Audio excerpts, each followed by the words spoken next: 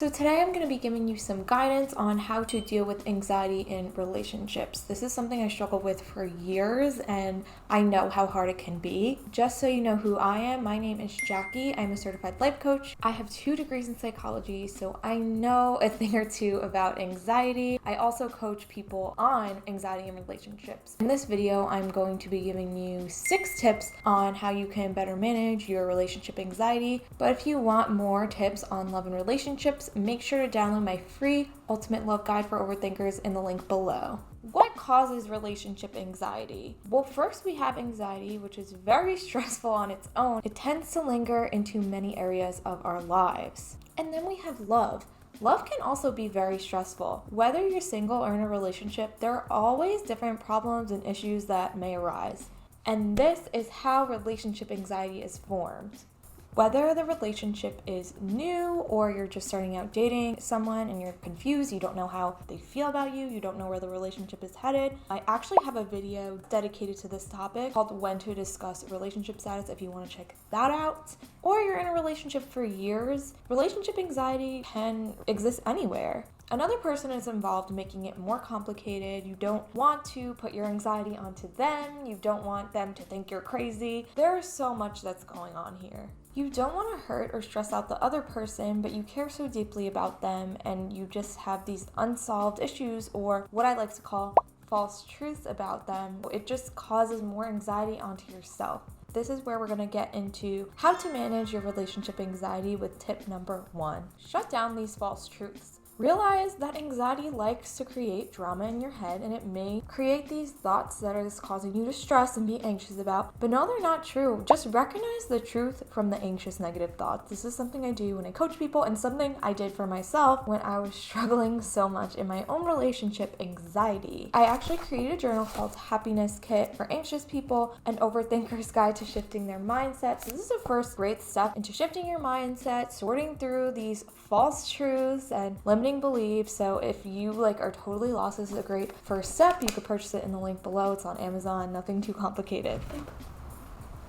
So some of these false truths can include that they don't care because they're not texting you or talking to you or hanging out with you that day, or oh my gosh, what if they're with another girl or another guy?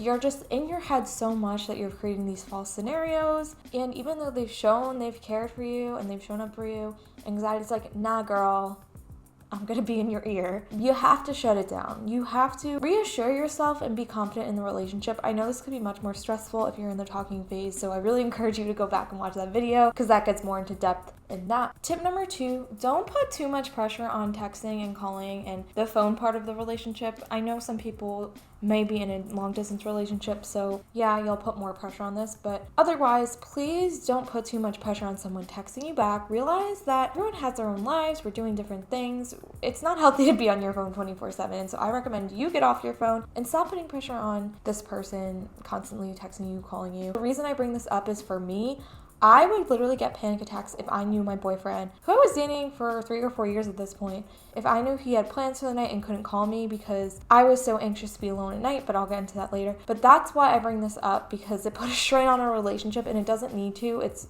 literally a simple phone call. In friendships as well, we stress constantly over people not texting us back. Are they mad at me? What are they doing? You need to stop putting pressure on that and just stop putting pressure on the relationship in general. If you're more advanced, if you've been in the relationship for a few years and you're wondering, where is this going? When am I getting engaged? Stop putting pressure on it, because you're just going to drive yourself crazy. That's just going to feed the anxiety monster that we're trying to eliminate. Tip number 2 kind of goes along with tip number 3, and this is for my long distance friends. How to deal with separation anxiety if you're apart. This is something I struggled with because I met my boyfriend in college and we would be apart on summer break for a few months and winter break, and this would literally drive me insane because I just missed him a lot and I just wanted to be with him all the time, but we couldn't because we lived about an hour and 15 minutes apart, which I know isn't that bad, but for me it was the end of the world, and I just put, like I said, so much pressure on him texting me back, wondering what he was doing. So my tip for this would be, realize your significant other has other parts of their lives and they cannot drop everything just to respond to you and help ease your anxiety. You both should have plenty of other things in your life, although you should be priority in each other's lives. You both have other things you have to attend to, so please stop expecting them to drop everything just because you're anxious. They should be a support system, but they shouldn't be your only support system.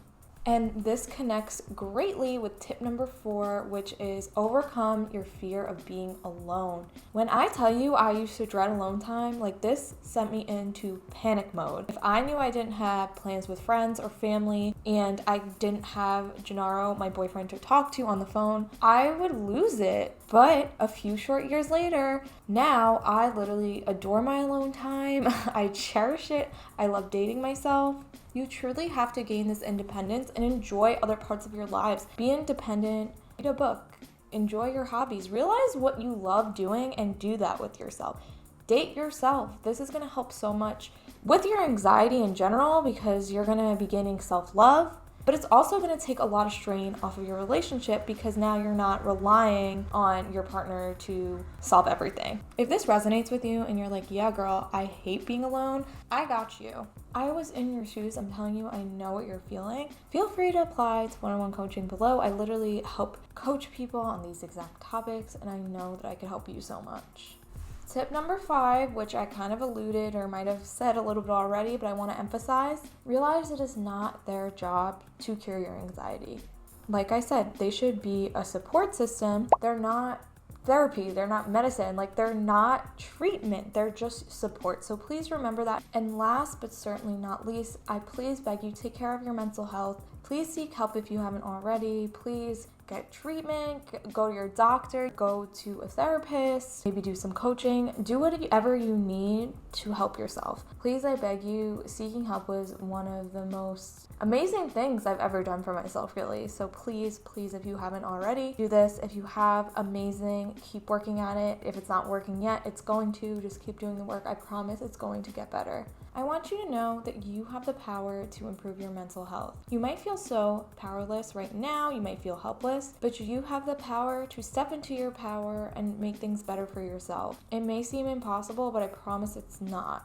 Look at my transformation. If you talked to me about 4 years ago, I was a mess. I thought there was no way out. I thought I was stuck there forever in my dark room, in my bed. I barely could get out of bed to go to work some days. And now I'm standing here talking to you as a certified life coach with 2 degrees in psychology. I love life. I love being alone. My relationship is in the best place it's ever been. I've been in it for 6 years. We went through it and we made it out better than ever, and you can too. You do not have to end your relationship just because you're experiencing relationship anxiety. The right person is going to support you. Whether or not this is causing tension and problems in your relationship, it did for mine, it might not be for yours. Regardless, you can work through this if it's the right person. If they're not supportive, then maybe they're not the right person for you anyway. But just know you could work through this. You don't have to hit the eject button just because you have anxiety. I'm sending you all the love in the world. I know exactly what you're going through. So feel free to reach out to me on any social media platform. You can email me, apply for coaching, whatever it may be. I'm here for you. I am in your corner. I'm here to support you. And I never want you to feel alone. So just know that I went through what you're going through and so many people are. That being said, if you want more content on this topic, please head over to my TikTok and Instagram. My TikTok is at Jackie the Life Coach. My Instagram is at Jackie_the Life Coach. And please don't be a stranger. Don't feel afraid to reach out. Don't feel weird because we don't know each other. I got you. Like, I know what you're going through. I am sending you all the love in the world. You are powerful. You are strong. You will get through this. And see you on next week's video. Have a great rest of your day.